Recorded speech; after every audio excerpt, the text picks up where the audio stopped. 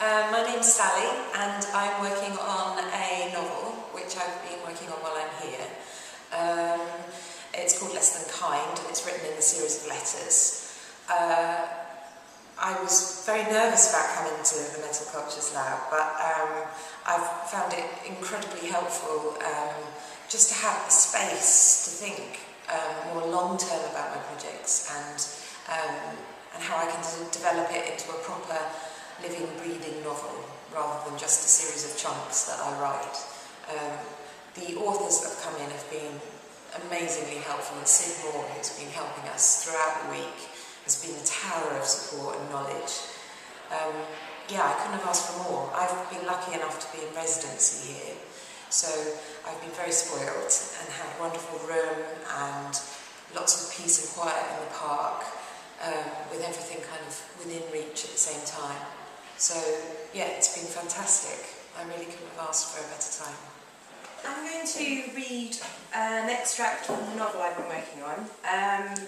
The novel's written completely in letters from a chap called Daniel back to his sister, his lover and his boss. This section of the novel is written in postcards, so appropriate for shorelines, and they're actually staying at a beach on the Norfolk coast. Dear Mabel, we have arrived at last. The chalet is simple but perfect for us. Tatty has sniffed every corner and is now thankfully asleep. So is Dad. I let him have a drop of whiskey in his coffee. He's yet to realise the lack of a TV. I am happily settled in what I have decided is my chair. A book by my side, rain on the tin roof, and the smell of the sea in the air. I am determined to make this work. My dearest Alice, well, here we are, my darling. I always seem to be travelling further away from you. It's beautiful here, you'd love it. Tatty dragged me and I dragged Dad down to the beach this afternoon. What should have been a 5-minute walk took us over half an hour. What with Tatty stopping to sniff every bunch of cordgrass and Dad's distracted snail's pace. The tide was out, a slate grey strip of sea against the horizon, no paddling for me. The wind was at once a beast at our backs and then roaring full into our faces. Tatty ducked behind my knees and Dad followed my footprints in the sand.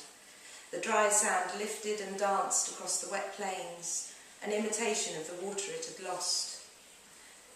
Dad tired quickly and it was cold. Back to the chalet for warm tea and heated beans. I must shop tomorrow. I miss you, huddle here with me as the rain begins to fall again. Wrap your arms around me and kiss me to sleep. For Marcus. Well, I did promise you a postcard. No donkey rides or sticks of rock. The chalet roof leaks into a bucket in the middle of the living room where I'm sleeping. At night, I'm sometimes woken by a splash of water in the face. Not an arcade in sight, just a tiny village shop a 10-minute drive away where I bought tins of food encrusted by years of dirt. Not even a show at the end of the pier. No pier. You'd hate it. I love it. For Marcus. Day 3 by the sea. I'm trying to get Dad out as much as possible.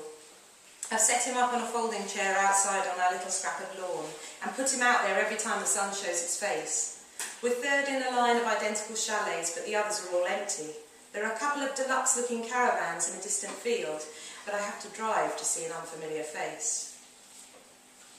Dear Mabel, I packed a couple of Dad's sketchbooks, and today I pressed one into his hands along with a piece of charcoal as he sat in our little garden blinking at the sun. I got myself a chair and sat next to him, pretending to read the paper. I don't know what I accepted. No, that's a lie, but the poor old bugger can't even change a TV channel. He dawdled the charcoal over the paper a while until it slipped from his fingers onto the wet grass. I saved the page, though, the latest work by the great Michael Laird. I hope it survives. I forgot to pack any fixative.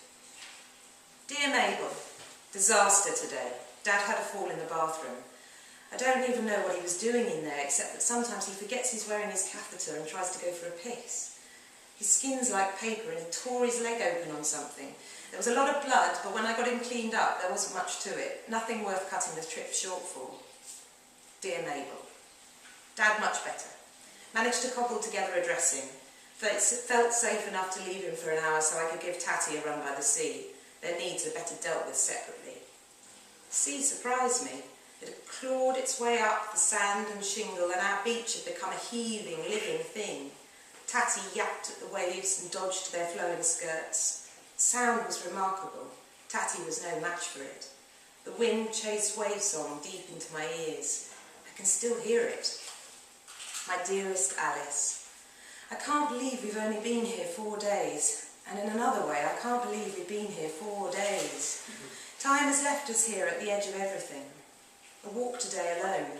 I found a small hamlet of hunkered-down cottages and a church with a ruined tower. It was open, and I found myself sitting in a pew looking at coloured glass and thinking of Sarah and then, of course, of you. For Marcus. More rain, and again we're contained in our places around the gas fire. Dad is ill-tempered and picking at the bandages on his leg and hollering at Tatty as she tries to get near him. Do you think it's possible to take a holiday from yourself? Jesus. Look who I'm asking. Marcus fucking Magpie. I'd be surprised if you can remember your real name.